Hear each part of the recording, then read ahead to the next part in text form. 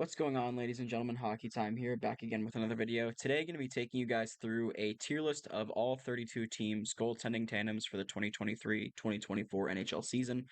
Did a similar video last year and enjoyed making that one, so wanted to run it back again this year. Have some pretty significant changes throughout all 32 teams, so figured we'll run it back again. Just going to go alphabetically here today, so we're going to start out with the Anaheim Ducks. The Ducks, a little bit of a shift from last year. Instead of John Gibson and Anthony Stolarz, they're going to be running it with John Gibson and Lucas Dostal. Frankly, I think it's a bit of an upgrade if the two of them can stay healthy. Gibson had a really bad year last year, so you'd hope for some kind of bounce back from him. And Lucas Dostal is a young, promising netminder. Kind of expect to see them split games a bit more than you would have expected them to last year. And again, Gibson has expressed interest in, not being on the team, whether he's directly said it or his agent said it, and then he's claimed that he didn't say it. Been some rumors there for quite a while now, so expect to see Gibson move probably by the trade deadline, in all honesty. But for now, I'm going to put this in the C tier. Expect Gibson to bounce back a bit, and I think Distal has some good promise as a backup, potentially looking to become a starter in the coming season or two. Arizona with Connor Ingram and Karel Vejmelka. Vejmelka had a great start to last season, kind of faded out as the year went on, but he faced probably one of, if not the highest shot quantities of any starting NHL goalie. So kind of expected that he would dwindle as the season went along. Connor Ingram, not super impressive. He had that one playoff game against Colorado and Nashville a couple seasons ago, and it seems like that was kind of his peak. I hope that he can improve this year. Obviously, got that extension in Arizona, so expect to see him try to do some bigger things there. I'm going to put them in the C tier as well for now. I think Vejmelka is probably a higher quality starter than Gibson as of now, but I think potential wise, Gibson probably still has a higher ceiling, and Vejmelka has a better team in front of him, so that's going to help. But just goaltending alone, I think they're probably pretty equal. The Boston Bruins, this is our first S tier tandem with Linus Ullmark and Jeremy Swayman. Obviously, they dominated the goaltending stats last year. I expect this to remain probably one of, if not the best goaltending tandems going into this year. Obviously, Ullmark won the Vezina last year, and Swayman's numbers were that of, a starter for probably 20 or so NHL teams aside from the Bruins. So expect to see them dominating again this year. Don't really expect much to change there aside from maybe a bit of a drop off from Allmark, whose numbers were just untouchable last year. The Buffalo Sabres. The Sabres are an interesting one. They have two pretty young goalies that are probably going to be there, 1 and 2, in Devin Levi and Ukko-Pekka Luukkonen. Eric Comrie, I believe, is still signed there, so they technically have a three-goalie rotation going here, but I don't expect to see Comrie on the ice too much for this team. Really comes down to what Devin Levi is capable of, and if he is what people expect him to be, he's probably the starter going into the season. Obviously, UPL is a goalie that still has a lot of promise, still pretty young, I believe, only 22 years old. So, he's still got most of his career ahead of him. Had some ups and downs in Buffalo the last couple years. So, another goalie that I wouldn't be shocked to see moved at some point during the season. Buffalo's in a bit of a tough spot because Comrie's numbers weren't great last year, so I don't know how comfortable they'd be moving away from UPL. They probably have to bring a new backup in if they were to make a move like that, but I would expect Devin Levi to be the guy going in this season. All that being said, for now, I do have to put them in C tier. Obviously, Levi looked good in the games he played at the end of last season. UPL's numbers were decent, but it's really impossible for me to put them anywhere above C going into this year compared to some of the other teams that are going to be finishing above them in this tier list. If I do this midway through the season and Devin Levi's doing well, probably going to have them moved up this list, but he's young. UPL's still young. I could easily see them struggling quite a bit, and maybe sliding down into the D tier, but we'll see what the season brings for Buffalo. Calgary, this is an interesting one. One of the true three goalie rotation teams on this list. Obviously, you have Jacob Markstrom and Dan Vladar, but Dustin Wolf, as I mentioned in my preseason team tier list video, or I guess power rankings video, um, Dustin Wolf is done in the AHL. I mean, he's won everything there is to win there, aside from a Calder Cup. Um, Best goalie in the league 2 years in a row. He's definitely ready for the NHL. It's going to be a battle between the three of them to see who's ready. Obviously, Markstrom struggled a bit last year. I would expect him to bounce back similarly to John Gibson. But all that being said, I think I'm going to put Calgary in the A tier again. I expect Markstrom to bounce back. Vladar had a pretty solid year last year, and if Dustin Wolf sees NHL time, I don't think that's going to be a hindrance on Calgary. So for now, we'll keep them in A tier. If Markstrom struggles, they'll probably slide down somewhere closer to B, but we'll keep them in A for now. The Carolina Hurricanes, an interesting team in that I don't think anyone really expected them to re-sign both Freddie Anderson and Antti Ranta, but they did, and of course they still have Pyotr Kochetkov behind those two, so it's a pretty powerful trio again there in Carolina. Similar boat, I'm going to put them in the A tier. Both Ronta and Anderson had pretty solid numbers in the regular season. Um, they both have some playoff experience at this point, both last year and this season. And Pyotr Kochekhov's another solid young goalie who's looking to make his way onto the full-time NHL roster. Going to be hard for him to do that this year unless a move gets made during the season, which again wouldn't surprise me for the Hurricanes. I think they already have a pretty complete roster front to back, including goalies. But if they wanted to move away from one of Anderson or Ronta to bring in another piece, probably a depth forward, and maybe a draft pick, they could do that. For now, though, going to keep them in A tier. This is another team that could move up to S depending on Anderson and Ronta's health, and their performance when they are healthy. Moving on to Chicago. Chicago is going to be our first D tier team. They have a tandem of Arvid Soderblom and Peter Mrazek. Soderblom did look promising in some of the games he played last year, but Peter Mrazek was Peter Mrazek, and I think he's probably still slated as the starting goalie going into the season until Soderblom takes that spot. Frankly, was kind of surprised to not see Chicago make a move in goal with the addition of Connor Bedard. Obviously, they don't expect this team to come in and make the playoffs next season, but I would have thought that, you know, the organization would have liked to make a move to get some kind of upgrade in it. We'll see if they do that midway through the season. I don't really expect it to happen, but if Mrazek and Soderblom are both struggling pretty badly, it wouldn't surprise me to see that happen. But for the time being, with these two goaltenders, the Hawks are my first D tier team. The Colorado Avalanche with Alexander Georgiev and Pavel Francouz. This one's kind of an interesting one. Georgiev had a better year last year than I expected him to. His first year as a true number one goalie for a team. Francouz didn't have the best year by his standards, at least, but I think typically he's a pretty strong backup, relative to other backups around the league. I think I'm going to put them in A tier for now. Again, trying not to have too much recency bias, but Georgiev was really, really solid for the Avs last year. If Frankie can stay healthy, I think they have one of the better tandems overall in the league. But again, trying not to be completely blind to the fact that Georgiev's still a relatively young starting goalie as far as carrying the workload goes. And Francouz has a history of having some injuries here and there. So if that happens, the Avs can be in a little bit of a spooky situation. But if not, and they're both healthy and playing well, obviously this is going to be one of the better tandems throughout the league. On to Columbus with Merzlikins and Daniil Tarasov. This is another D tier team for me. Um, I do expect Elvis to bounce back a bit this year, at least I hope. Obviously, he's had a tough time really since the passing of Kivy. Um, and Tarasov, another young goalie, really just played his first two NHL games. Um, I hope to see them bounce back because I think the roster in front of them's gotten a bit better. And if they can do that, this team, really propels up the standings. But goaltending alone, I don't have a ton of faith in them. I think there was a lot of noise around the potential for Elvis being moved this offseason. That didn't happen. So he's going to have to try to make do with what he's got in Columbus. But for now, just based on their performances last year, the last couple of years for Elvis, we're going to keep them in D tier for now until they prove otherwise. The Dallas Stars with Jake Ottinger and Scott Wedgwood. This is another interesting one. Scott Wedgwood had a surprisingly good season last year. Obviously, Jake Ottinger's Jake Ottinger. I'm tempted to put this team up in the S tier, but I think for now I'm going to put them in A. Just because Ottinger has the tendency to be a little bit streaky. He's almost kind of, a momentum emotional type goaltender. When he's playing well and he's confident, you can see it in his game and it reflects that way. And when he's not feeling super confident, not feeling, sharp on his game, it kind of shows as well. And then Wedgwood last year for them, frankly, was a lot stronger and sturdy than I thought he would have been. Um, there were some points where Ottinger wasn't able to play for a bit of time, and he kind of held it down for them over those stretches. His couple appearances in the playoff, they didn't blow you away, but he did fine. So for now, I'm going to keep them in the A tier. Ottinger is one of those goalies that's really on the cusp of being an elite NHL goaltender. If he makes that jump this year, maybe gets some Vezina conversation buzzing around his name. This is pretty quickly an S tier team, but for now, going to keep them in the A tier. The Detroit Red Wings This is an interesting one for me. Ville Husso was pretty inconsistent last year when he was good. He was pretty solid. When he was bad, he was bad.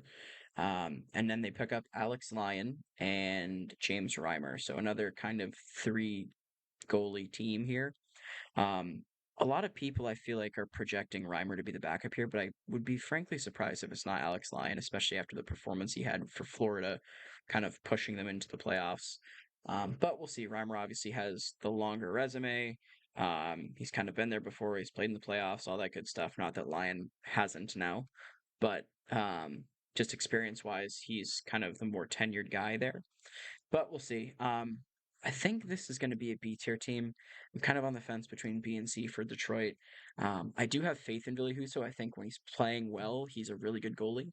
And I think the same can be said really for both Lyon and Reimer. Obviously, Reimer's getting up there in age.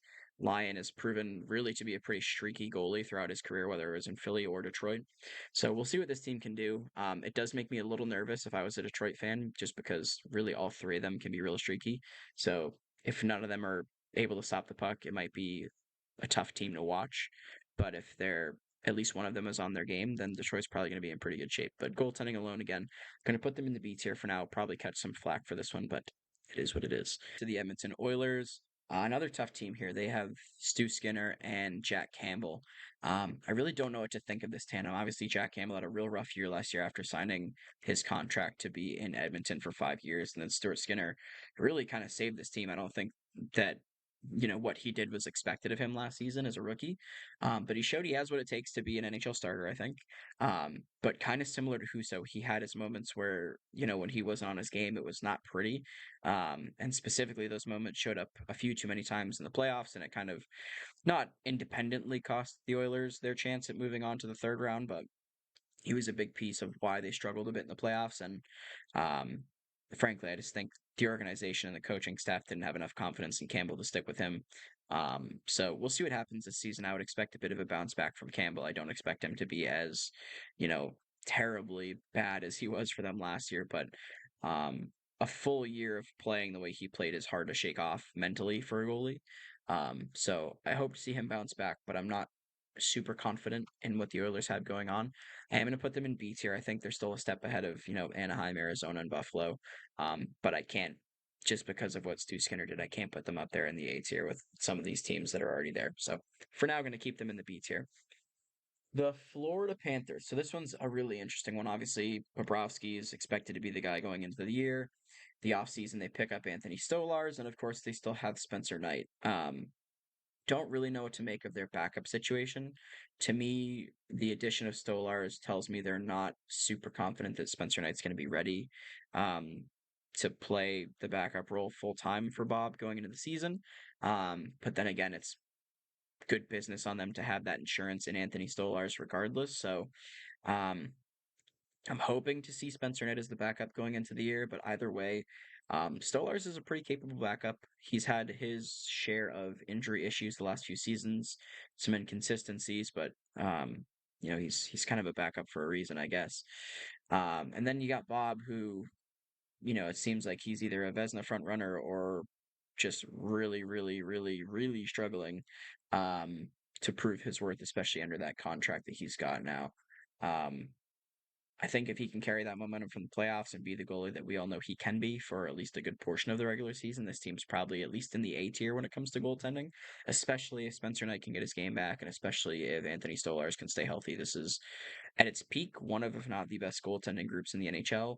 At its valley, it can be pretty ugly, just because injury issues, performance issues, really across all three of these guys.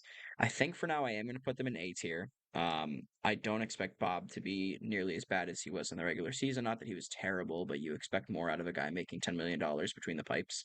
And then again, if Spencer Knight can come back and play well, he's one of the better backups in the league, I think, when he's on his game. And if he doesn't work out for the season, you got Anthony Stolars behind him as the third string guy who's more than capable of coming in and playing second string minutes. So I think Florida's going to be fine. Going to keep them in the A tier for now.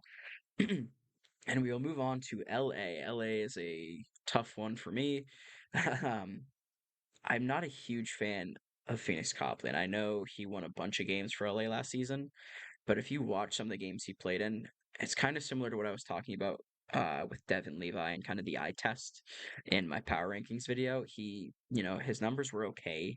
Again, his record was pretty solid, but just watching him play, he has moments where he seems really poised, pretty positionally sound, but then there's moments where he just kind of gets moving a bit much, and it's a bit startling if you're a Kings fan, I'd assume.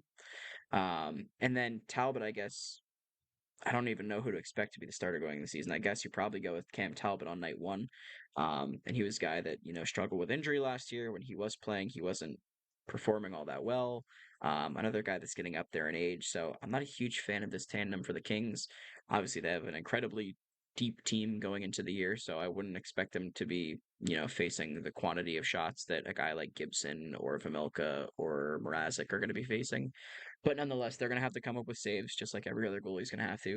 Um, and I think when it comes down to it, the Kings are probably going to have a tougher time getting some of those saves than some of the teams, even in the B tier. So for now, I'm going to put them down in C with these other guys.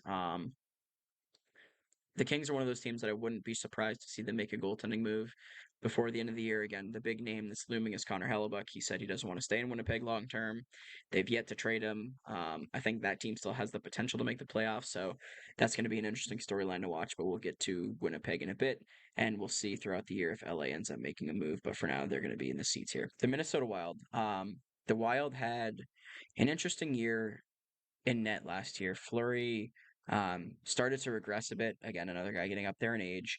And then Philip Gustafsson, especially toward the end of the year, really stole the show. His numbers at the end of the year were just phenomenal. Frankly, if he played a full season and had those numbers, he would be in the Vezina conversation. But it was kind of a 1A, 1B scenario for them for most of the year. And then in the playoffs, obviously, Fleury got the one game, and that was that. I do expect Gustafsson to be, the starter going into the season. Now that's not to say Fleury doesn't still have game in him, and that it's not still a 1A, 1B scenario. I think the roles just flipped. Gustafsson's kind of the 1A, and Fleury's probably the 1B. And we'll see what both of their performances do. I don't know if I expect Gustafsson to repeat what he did at the end of last year, but again, the sample size from him is small, so we could be surprised and he could come out as one of the best goalies in the league. And if that's the case, then Minnesota suddenly becomes a pretty scary team. And if not, then they still have a pretty solid, 1A, 1B tandem. It's a tough team to rank because I think they're above Detroit and Edmonton, but I don't know that I can put them on the same tier as some of these other teams. Um, I think I'm actually going to switch Calgary down here and put Minnesota here just because I have a bit more confidence in the upward trajectory of Philip Gustafsson than I do in the rebounding of Jacob Markstrom. Um, and as much as I love Dustin Wolf, I don't know that I can expect Dustin Wolf to come in and carry that team if neither Vladar or Markstrom are doing their thing back there. So we'll see. But yeah, excited to watch the Wild this year. They do also have Jesper Wallstedt in the AHL, who's one of the better, if not the best, goaltending prospects across the league in the minors. So we'll see if he gets much, if any, NHL time this season, if one of Gustafsson or Fleury goes down with injury. But all in all, I think the Wild are in a good spot in net for what feels like the first time in quite a bit, aside from, the good seasons that Cam Talbot had and Devin Dubnyk way back in the day. But yeah, for now, we'll keep the Wild in the A tier. The Montreal Canadiens, it's a bit of a tough one here. I think Jake Allen had a solid year last year. He wasn't terrible. I wouldn't say he was good. Um, but Sam Montembeault had some moments where he was just stunning, frankly. Um, Another guy that's proven to be really streaky, but um, he battled for a team last year that fought through injuries and really wasn't all that good. So I don't think I'm going to put them down in the D tier. I think I'm going to keep them in C for now. Um, I don't think the ceiling for this pair is very high. Jake Allen, is kind of a known commodity. Sam Montembeault, when he's good, can be pretty good. But he's not going to be, stealing you games night in and night out like a guy like Bobrovsky or Allmark or Georgiev can. Um, I think at best he's going to provide you kind of consistent league average goaltending, and frankly, I think the Canadians are probably okay with that. I don't know that they expect to make a ton of major strides forward this year, so having them in C tier probably makes their organization pretty happy. The Nashville Predators, I'm going to put the Preds in S tier too, which might be a bit spicy, but UC Saros has been either a Vezina finalist or pushing a Vezina finalist for the last handful of seasons. And Kevin Lankinen came in and was pretty solid for them last year. His motto has always kind of, again, been being a bit of a streaky goalie, but when he was on, he was really, really good for the Preds last year. So I like this tandem. Ideally, Lankinen can take a few more games off Saros because he's kind of in that Connor Hellebuck range of playing 60 plus games, which is not ideal for an NHL goalie nowadays. But all in all, I really like this tandem, have a lot of confidence in them. I'm going to have them in S tier, and we'll see if they're able to drag the Preds across that playoff finish line. The Devils. Uh, Interesting one here just because this team is so good, but I really don't have a ton of confidence in their goaltending. I don't think they're D tier, but I think they probably are in the C tier with some of these other guys. Um, Vanacek really, again, just provided league average goaltending for the Devils last year, but that was all they needed because of the talent that he has in front of him. And then Akira Schmid kind of blossomed in the playoffs, but he's never had, that full slate of 25, 30 games as a backup. It will be interesting to see if he plays more of a backup role or if it's a 1A, 1B situation in New Jersey as well. Um, VTech seems to pretty consistently kind of crumble in the playoffs, and in the regular season, he's okay. As a Caps fan, I've kind of seen that firsthand. So we'll see what he does in the regular season for a bounce back from the playoffs he had. And then for Schmid, we'll see a, how many games he gets, and B, what his performance level's like across those games. I don't know if I expect him to push for the starting role, and New Jersey, again, is one of those teams that you kind of expect to see a move made in goal just because their talent across the rest of their roster is so strong.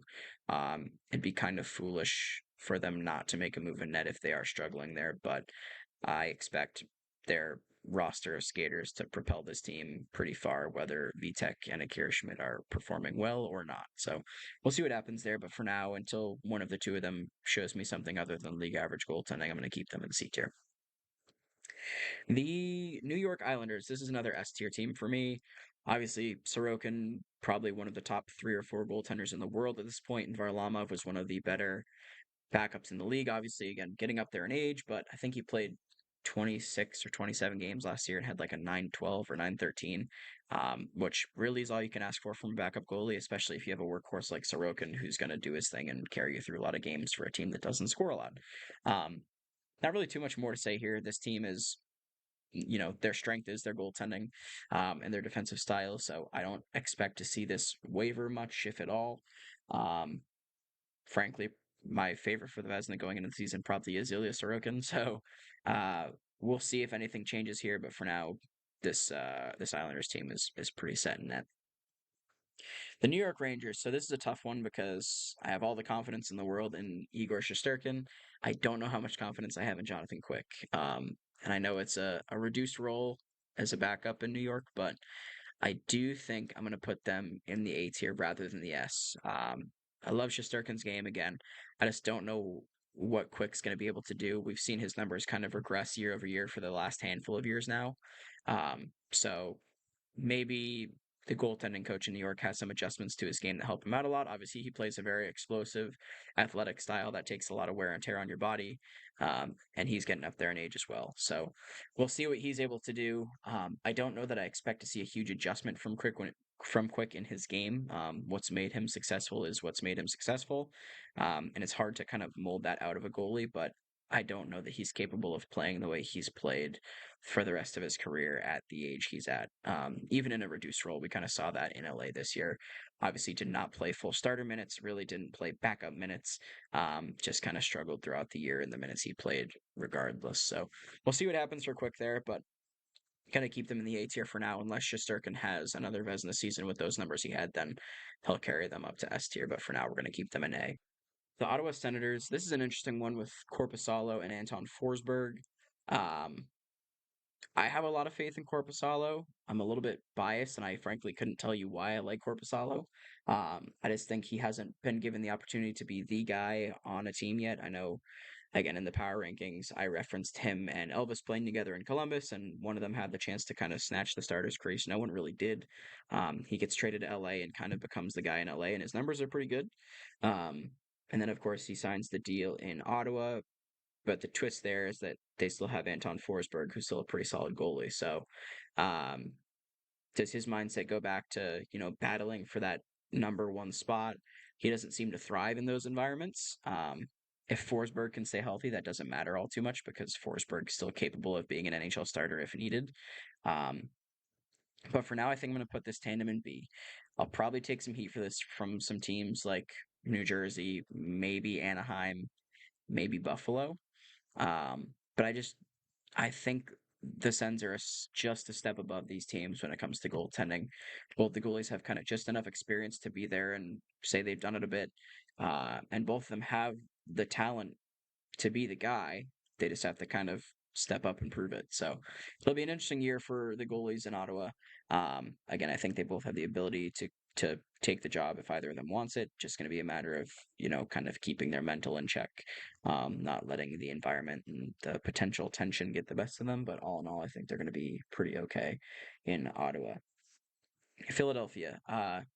Kind of an interesting one here. So the recent development that's come the last couple days in light of the whole Hockey Canada scandal, or I guess assuming in light of the whole Hockey Canada scandal with all the guys from that team kind of going private on socials, and I know Hart and I believe some other guys removed their teams from their bios. So I don't know what that means, if anything, but going to kind of put that aside for the time being. This tandem is likely to be Carter Hart and Cal Peterson, which is interesting. Obviously, Carter Hart has a ton of potential. He's kind of dragged the Flyers along for the last handful of seasons when they've been very mediocre to bad. And then Cal Peterson, who is expected to be the future guy in LA, had a terrible year last year, got sent down, eventually involved in that trade for the Kings that sent him over to Philly. So we'll see what his minutes look like behind Hart. Obviously, the Flyers have some guys behind him that can still play the backup role. But I would expect this to be the tandem going into the year. I am going to put them in C tier for now. Um, I'm almost tempted to put them in D, but I feel like I can't disrespect Carter Hart that badly. He's still got what it takes to be a number one NHL goalie. He can be a top 10 NHL goalie when he's given the opportunity. The team in front of him just kind of keeps dwindling down and getting worse and less talent and worse defensively. And they're really just kind of throwing the gauntlet of Hart to try to keep this team alive. And we'll see what he can do. So he's a talented kid. I have a lot of faith in him. Curious to see what Cal Peterson can do, but for the time being, we're going to keep them in C. I wouldn't be surprised to see them drop down to D. I also wouldn't be surprised to see them jump up to B, depending on Hart's performance. But for now, we will keep them in C. The Pittsburgh Penguins. So this is another interesting one. Makes me pretty nervous if I'm a Penguins fan. You got Tristan Jarry and Alex Nedeljkovic. So Nedeljkovic struggled quite a bit in Detroit last year. Jarry, kind of struggled to stay healthy. When he was healthy, he didn't have his best year, but when he is playing well, we know what he's capable of doing. So I'm not sure exactly what to expect from this team, goaltending wise, going into the year. If Chari is healthy and is playing well, he can be above average for the NHL. Nedeljkovic showed flashes of it in Carolina, didn't really show flashes of it at all in Detroit. But I think for now, this is another B tier team. They're pretty similar, in all honesty, to Detroit. Um, you have a guy who can be kind of streaky, but when he's good, he's really solid. And then you have a backup who, again, really on and off, but when he's on his game, can be pretty solid as well. So, all in all, for the Penguins, I think they're going to be okay in net this year. They have a more talented roster than they did last year in front of them, some more defensive depth. So hopefully, Jari and Nedeljkovic aren't seeing a ton of shots, and because of that, going to keep them in the B tier. The San Jose Sharks. So this is a team I kind of hope to see more from in net. Um, I've always kind of liked Mackenzie Blackwood, and it's been kind of hard to see him struggle the way he struggled since he was expected to be the guy in New Jersey. Fresh start here in Chicago, or excuse me, in San Jose. He gets an opportunity to be the clear number one guy. I think if he, again, gives anything close to league average goaltending, there's not going to be much of a competition there between him and Capo Kakinen. Kakinen really struggled last year. I think close to the basement and goal saved above expected for him. So I don't expect much from this group, but it's kind of a group that doesn't have a lot to lose. So we'll see what happens in San Jose. This team in general doesn't have a lot to lose. So I hope to see Blackwood bounce back. Hopefully, Capo Kakinen can bounce back and get some numbers closer to what he was getting in that one, solid year he had in Minnesota. And if that's the case, maybe this team's more competitive in some games than they otherwise would be. But I think this team's probably going to struggle in part due to their net minding. The Seattle Kraken. So this is an interesting one. They have I think probably Philip Grubauer and Joey Daccord as their 1-2 punch. Chris Drieger is in the mix there as well, obviously injured for, I think, most, if not all, of last season. We'll see if he's healthy and able to play. I really like Joey Daccord's game, frankly. I think he's a good, I guess at this point, relatively young netminder who's kind of battled for an NHL spot for quite a bit now between Ottawa and now Seattle.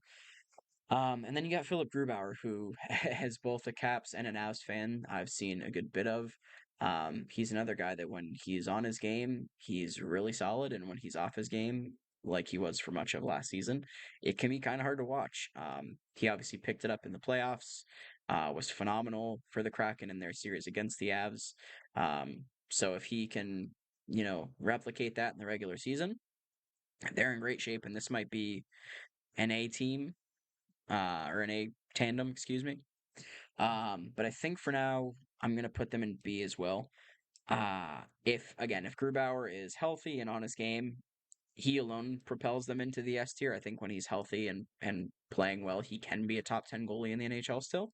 But when he's not, it's a struggle for them. Obviously, Seattle has some good depth across their lineup that helped them stay competitive throughout the regular season last year, despite some of the goaltending issues they had. I mean, for what, 40 plus games, Martin Jones was their starter and they still made the playoffs. So, again, they have a pretty impressive roster there.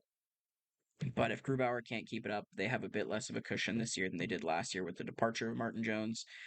So, one of Joey Daccord or Chris Drieger is going to have to step up, be that full time backup, and kind of be there in case Philip Grubauer falters. The St. Louis Blues, obviously Jordan Binnington, who per kind of my previous videos, you guys know I'm not a huge fan of. But they have Joel Hofer now as their backup. He looked pretty good in his NHL stretch last year. Um, Another pretty young goaltender who, you know, I think has a lot of potential. Another guy that the eye test isn't super pleasing for me, but um, at the end of the day, numbers don't always lie. So I think this team's going to be B tier for now. Bennington needs to, frankly, get his head out of his butt and just worry about stopping the puck. And if he can do that, we saw what he's capable of. He hasn't been that caliber of a goalie since they won the cup in 2019, but we'll see if he's able to recreate that workload and that level of performance. And then if not, we'll probably get a good opportunity to see what Joel Hofer's made of, which could be pretty fun to watch again. Kid with young promise. Um, but not super comfortable with this tandem, but I don't think they're going to be as bad as some of these teams below them in the C tier, so we're going to keep them right in the middle for now. The Tampa Bay Lightning. So I actually learned today that they no longer have Brian Elliott as the backup. They now have Jonas Johansson, who is pretty hit or miss. He was on the apps for a bit as well, and some of the games he played were real ugly. But of course, they still have Andrei Vasilevsky in the starters crease. So it's hard to put this team anywhere other than S just because Vasi's shown he's going to be able to play 60 games a year if you need him to.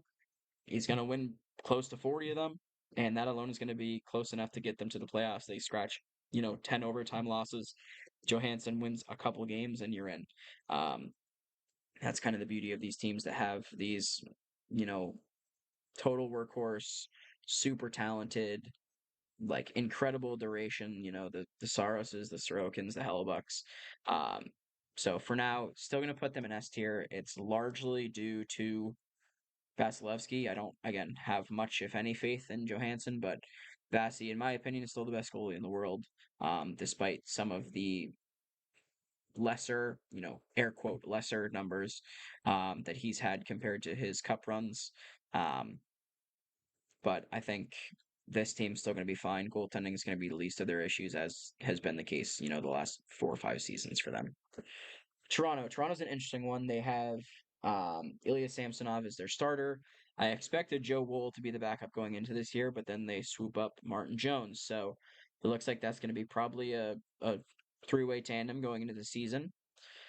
I don't know if there's some issues internally that we aren't aware of with Wool that, encouraged the organization to go out and grab Martin Jones, who frankly didn't have the best numbers last year, but his record was pretty good. So it could be a good thing for them. Obviously, the Leafs are equally, if not more talented, um, for their skating roster than Seattle was. And if Martin Jones can win on that Seattle team, I'm sure he can win on the Leafs as well. But that being said, I would like to see Joe Wool kind of take the backup role here. We'll see whether or not he does. And then Samsonov had a really solid year last year. If he can replicate even a portion of that, the Leafs are going to be just fine. I think this is probably a B tier team as well, though. Samsonov at his peak is not at the level of guys like, Anderson, Grubauer, or excuse me, um, Anderson, Gustafson, Georgiev, Ottinger, Bob, go on the list. At their peak, they're probably a B tier team, unlike some of these A tier teams who, when they're peaking and they're performing fantastically and they're healthy, they're probably all capable of being in the S tier. I don't see that for Samsonov and the Leafs. So, gonna throw them in the B tier for now. We'll see if Sammy proves me wrong there. The Vancouver Canucks. So this is one where I'm gonna have to try to throw my bias aside because I'm a huge Thatcher Demko fan, and I think for now I'm gonna have to put them in C tier.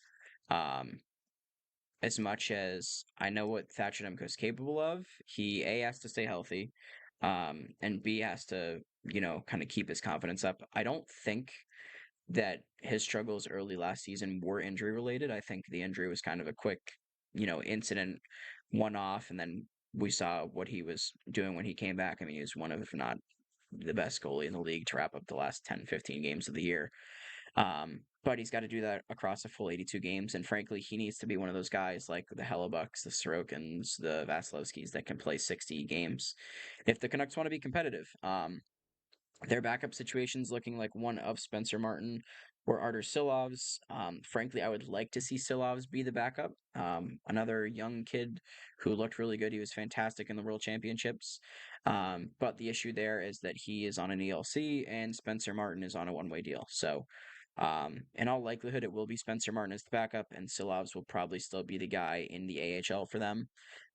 If one of the two of them goes down, obviously he's going to get his opportunity to come up play NHL games. And if Martin just, shoots himself in the foot, Silovs will probably get that opportunity as well. So we'll see there. I'd like to see it be Demko and Silovs, but assuming that it's Demko and Martin, and until Demko proves that he is good to go to be the guy again for probably 60 plus games, I'm going to keep them in the C tier. Kind of with the assumption that this team has the potential to really climb maybe up to here when it comes to goaltending. The Vegas Golden Knights. Another interesting one. Logan Thompson was the guy for much of their regular season, and then he goes down with injury. They play through a handful of guys. They land on Aiden Hill, who didn't even start for them in the playoffs, but he goes on to win them the cup. So now you have this dilemma of who is your starting goalie going into the regular season. Frankly, I expect this to be another 1A, 1B situation. Logan Thompson alone, I think, is able of getting them, or is capable of getting them to this A tier. And then if Aiden Hill can be even a fraction of what he was in the playoffs, they're going to be an A tier team. Um, if he replicates his playoff performance, they very quickly move up to one of the deeper goaltending organizations in the league. Um, and again, if Logan Thompson can stay healthy, I'll be interested to see whether he's the full time starter or if they move to Aiden Hill as the full time starter. But either way, this team has no issues in net as far as I'm concerned. The last two teams here, the Washington Capitals. Darcy Kemper is still a workhorse. Charlie Lindgren was frankly decent for the Caps last year. It's probably still a B tier team. Darcy Kemper is not young anymore. Um, he's not up there with some guys like Bobrovsky and Anderson, but I think, will struggle if he's forced to play 60 plus games. He's one of those guys that's probably happy playing, 52 to 57, somewhere in that range. And then if Lindgren can harry, those are can Kemper's probably a guy that's happiest playing 52 to 57 games. And then if Lindgren can carry the remaining load, whether that's, 30, 25 games, the Cap should be in good shape in net. As long as Darcy Kemper can stay healthy, I think they'll be okay. If Kemper's injury history comes back to bite him, the Caps are in some serious trouble because this roster is already starting to dwindle down. They've obviously been getting older for quite a bit now. They're not really making any moves to make them much younger. But all in all, as far as goaltending is concerned, I think they're a pretty middle of the road team. Kind of mid to high end starter, middle of the road backup. So B tier is pretty easy for the Caps. And last but not least, the Winnipeg Jets. Obviously, still have Connor Hellebuck in the fold for the time being, and they reacquire Laurent Brossoit as their backup. Brossoit was fantastic, frankly, for the Golden Knights in the games that he played before going down with injury. Uh, I forget whether it was a hip or groin injury, but either way, it did not look very comfortable for him leaving the game. And I know he has a history of going through injuries, and he had to battle back just to get to that spot in Vegas last season. So, a bit concerning for the Jets going into the year as far as, if Hellebuck can't handle that workload anymore and Brossoit gets hurt, they could be in some trouble. But all in all, I think they're probably the closest to an S tier team um, in this A tier. Again, this isn't really meant to be in any particular order, but just for sake of conversation, I'm going to put them up closest to S. Uh, if Brossoit can replicate what he did at the end of the season for Vegas into the playoffs and stay healthy, and Hellebuck can do the same, this pretty quickly jumps to an S tier team. But kind of just want to see how Brossoit looks going into the year. If he looks good, obviously kind of a non-issue. If he doesn't look good, Hellebuck's going to have a lot of weight on his shoulders, which frankly is nothing new for him. But we'll see how that looks going into the season. But that is going to be it for this one. Let me know what you guys think in the comments section down below. I expect to see some of these teams move around quite a bit throughout the year. Probably going to see some goaltending transactions this year, which is going to be pretty exciting. And hopefully Connor Hellebuck is that big name that we'll see move at some point throughout the year. But yeah, again, let me know what you guys think in the comment section down below. Thanks so much for watching, and we'll catch you in the next one. See ya.